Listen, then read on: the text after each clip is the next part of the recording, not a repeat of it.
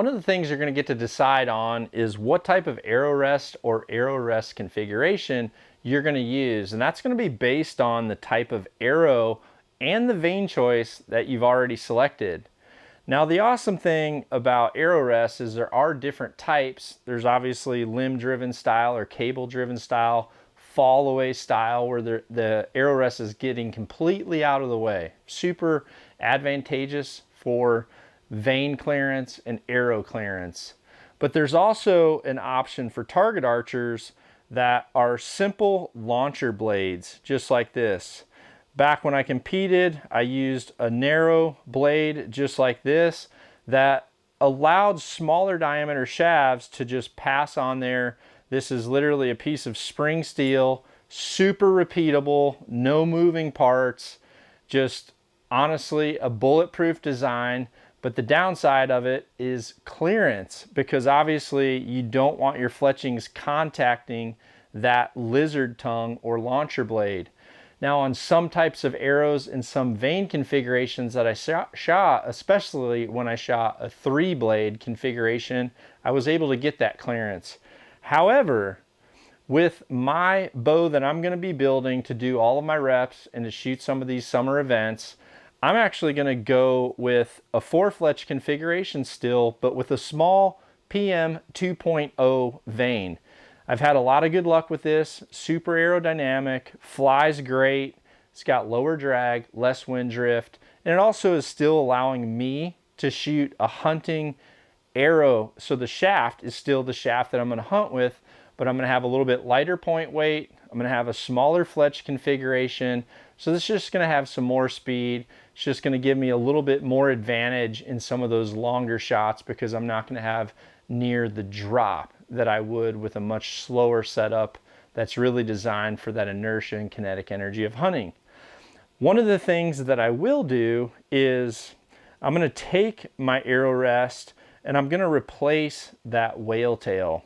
This is such a small, easy, cheap investment. You can get a brand new one. I recommend getting one each year, especially if you're out in the elements a lot, because this is a spring steel. So if it's getting wet and rusty, and if you're not paying attention to making sure that's cleaned off throughout a whole season, it can eventually break down, rust, or break, especially if you snag it on something. These things are cheap. Have one with you all the time. They're easy to replace, super repeatable as well with this octagon design that we have with the Elevate.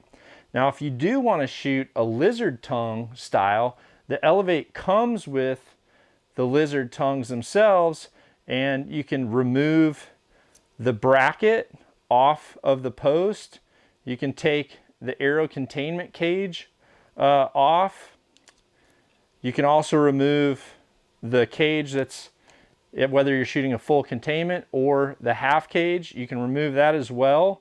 And then when that's on there, you just have a straight lizard tongue style, and you can shoot target archery perfectly fine with this.